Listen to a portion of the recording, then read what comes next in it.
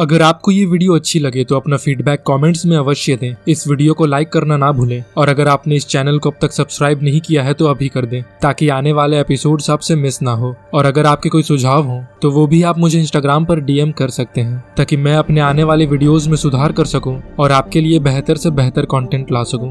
Third episode में हम देखते हैं कि मिस्टर किम डॉक्टर जियान को बताते हैं कि डाटा स्टोरेज का साइन फर्श पर बना हुआ है। गीसू किसी अनजान चीज के द्वारा मारा जाता है और वो चीज सैंपल को लेकर भी भाग गया था, जिसके बाद वो वेंटिलेशन शाफ्ट से उसका पीछा करते हैं। सुचैन का इन्फेक्शन भी बढ़ गया था और उसे पानी की उल्टी होने लगती है, जिसके बाद उसकी मौत हो जाती है। वो सुचैन को मेन लैब लेकर आ जाते हैं ताकि वो उसकी मौत की असली वजह जान सके और तेसुक कैप्टन हान को बताता है कि कम्युनिकेशन सिस्टम अंदर से ठीक है पर उन्हें बाहर जाकर डिजिटल यूनिट को ठीक करना होगा। तो कैप्टन हान बाहर जाने के लिए तैयार हो जाते हैं। अब आगे मिशन शुरू होने से एक हफ्ते पहले कैप्टन हान मेडिकल सेंटर में आया था। दरअसल वो यहाँ अपनी बेटी को देखने आया था, जहाँ डॉक्टर ने उससे कहा था कि उसकी बेटी की कंडीशन को बेहतर करने के लिए उन्हें अच्छे ग्रेड का पानी चाहिए और पृथ्वी में पानी की इतनी ज्यादा प्रॉब्लम हो गई थी कि हॉस्पिटल तक को अच्छे ग्रेड का पानी सप्लाई नहीं किया जा रहा था। अगर आपने ध्यान दिया होगा तो डॉक्टर जियान से बात करते समय गीसू ने उसे बताया था कि अच्छे ग्रेड के पानी की लालच में कैप्टन हान रिजाइन करने के बाद भी इस मिशन में आने के लिए तैयार हो गया। तो इसकी असली वजह उसकी बेटी थी।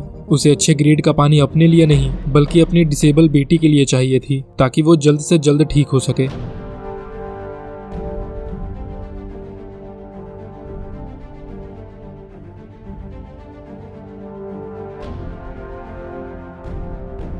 Back to the present. Doctor Jian और डॉक्टर होंग सुचैन के खून में मिले एक और लेयर की जांच कर रहे थे और ये बिल्कुल पानी जैसा ही था। इसकी घुलनशीलता और सरफेस टेंशन सब कुछ पानी जैसा ही था, लेकिन इसका द्रव्यमान नहीं। ये नॉर्मल पानी के मुकाबले बहुत कम तापमान पर ही जम गया और ना ही इसमें किसी तरह के वायरस हैं। यहाँ कैप्टन हान नीचे वैली की ओर देखने लगता है जो उसके उम्मीद से बहुत ज्यादा गहरी थी। वो साइड में एक एंकर को सेट कर देते हैं और कैप्टन हान अपनी कमर पर एक रस्सी को बांधकर नीचे उतरने लगता है। वो जैसे ही डिजिटल यूनिट के पास पहुंचने वाला होता है तभी अचानक से एलिवेटर स्टार्ट हो जाता है और तेजी से ऊपर की ओर आने लगता है। ऐसा शायद सिस्टम में कुछ खराबी के कारण हुआ होगा और अंदर तेसुक और किमसुन भी कुछ नहीं कर पा रहे थे। कैप्टन जल्दी से साइड हट जाता है पर उसकी रस्सी एलिवेटर में अटक जाती है, जिससे कि उसे एक बड़ा सा झटका लगता है और उसमें कैप्टन हान की लाइफ सपोर्ट सिस्टम डैमेज हो जाती है। चीफ गोंग कैप्टन को वापस आने को कहता है क्योंकि उसकी ऑक्सीजन तेजी से खत्म हो रही थी, पर कैप्टन हान कहता है कि वो इस काम को पूरा करने के बाद ही वापस लौटेंगे।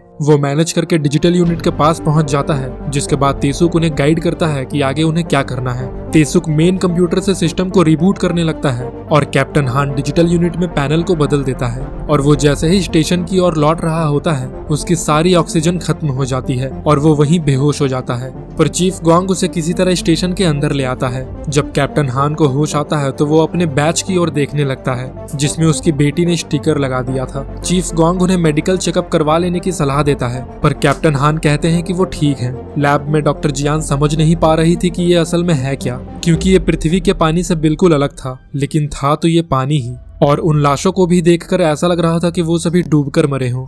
तभी डॉक्टर जियान को एक बात ध्यान में आती है कि जब कोई इस पानी से संक्रमित होता है तो उसके शरीर में पानी का स्तर तेजी से बढ़ने लगता है, पर जैसे ही उसकी मौत हो जाती है पानी का बढ़ना भी रुक जाता है। और यही उन्होंने सुचैन के साथ भी देखा था। तो हो सकता है कि पानी में ही कोई वायरस हो। तो डॉक्टर होंग उस पानी को सभी बैक्टीरिया और दूसरे वायरसेस के साथ मैच करने लगती है, पर वो उनमें से कोई नहीं था। इसका मतलब है कि ये पानी ही एक किस्म का वायरस है। इस तरफ कैप्टन हान और उसकी टीम कमांड सेंटर की ओर जाते हैं और तभी उन्हें स्क्रीन पर कुछ सिग्नल्स दिखाई देने लगते हैं जो भैले स्टेशन के बाहर से आ रहे थे और स्टोरेज 3 में जा रहे थे। वो जब स्टोरेज 3 में आते हैं तो उन्हें वहाँ कुछ भी नहीं मिलता, लेकिन तभी कैप्टन हान को डाउट होता है और वो वहाँ पड़े गीसू की बॉडी को चेक करने लगता है और उन्हें गीसू के पॉकेट में एक डायरेक्ट सैटेलाइट कम्युनिकेशन डिवाइस मिलता है। वो जब उस कम्युनिकेशन डिवाइस को चेक करते हैं तो उसमें गीसू ने किसी को यहाँ की पूरी जानकारी दे रखी थी कि वो कब स्टेशन आए, उन्होंने स्टोरेज की जांच कब की, सैंपल मिलते ही मैं तुम्हें इन्फॉर्म करूंगा, वगैरह वगैरह।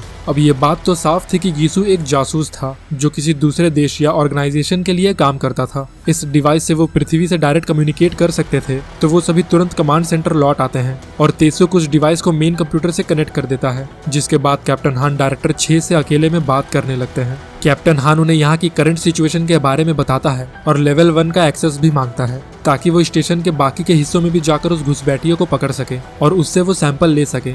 इस तरफ डॉक्टर जियान लैब के थोड़ा और अंदर आ जाती है और अपनी छानबीन जारी रखती है। तभी उसे एक सीक्रेट गेट दिखाई देता है जिसके सामने फर्श पर कुछ साइन बना हुआ था, और क्योंकि ये एरिया लेवल 1 में आता है तो इस गेट को खोलने के लिए उसे पासवर्ड की जरूरत थी। तो डॉक्टर जियान वापस लैब में आ जाती है और कुछ देर वहां बैठने के बाद वो सोचने लगती है और ड्रॉअर से एक नीडल निकालकर अपनी उंगली पर एक छोटा सा कट कर देती है। वो जब अपने खून का एक ड्रॉप उस पानी में मिलाती है तो वो कुछ ही सेकंड्स बाद बहुत ही तेजी से विभाजित होने लगता है। तो डॉक्टर होंग जल्दी से उस पानी को फ्रीज कर देती है ताकि वो विभाजित होना बंद हो जाए। और अब उन्हें सारी बातें समझ में आ रही थी कि भैले स्टेशन के सभी क्रू मेंबर्स की मौत कैसे हुई। जरा सोचकर देखिए, अगर एक बूंद खून से इस पानी का इतना ज्यादा विभाजन हो सकता है तो सू चैन की और यहाँ के बाकी मेंबर्स की अंदर से क्या हालत हुई होगी। और यही कारण है कि सू चैन की बॉडी से इतना सारा पानी बाहर निकल रहा था। और 5 साल पहले यहाँ के शोधकर्ताओं को भी यही लगा होगा कि ये पानी पूरी दुनिया को बचा सकता है अगर वो इसे कंट्रोल करना सीख जाएं तो। पर लगता है कि एक्सपेरिमेंट सफल नहीं हुआ होगा और इस पानी से सभी मेंबर्स इन्फेक्ट होकर मर गए होंगे।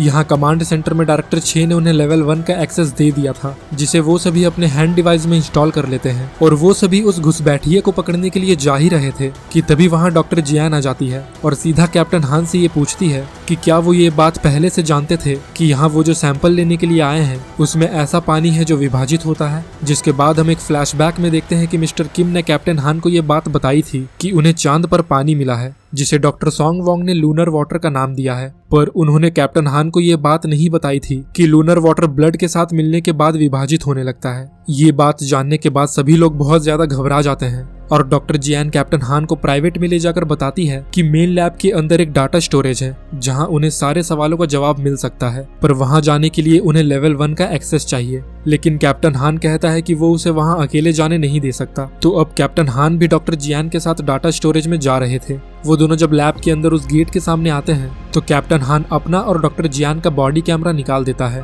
फिर ऑथराइज्ड कोड डालने के बाद दोनों अंदर आ जाते हैं। अंदर उन्हें फ्लोर पर कुछ अजीब सा फील होता है और वो देखते हैं कि ये एक पौधा था। कैप्टन हान उसे खोलकर देखता है तो अंदर एक सीक्रेट रास्ता था जहां ढेर सारे पौधे उगे हुए थे और नीचे जाने के लिए एक सीढ़ी भी लगी हुई थी। और इसी के साथ एपिसोड 4 यही खत्म हो जाती है। अगर आपको ये वीडियो अच्छी लगे तो अपना फीडबैक कमेंट्स में अवश्य दें। इस वीडियो को लाइक करना ना भूलें और अगर आपने इस चैनल को अब तक सब्सक्राइब नहीं किया है तो अभी कर दें ताकि आने वाले एपिसोड्स आपसे मिस ना हो। और अगर आपके कोई सुझाव हो तो वो भी आप मुझे इंस्टाग्राम पर DM कर सकते हैं ताकि मैं अपने आने वाले वीडियोज में सुधार कर सकूं और आपके लिए बेहतर से बेहतर कंटेंट ला सकूं।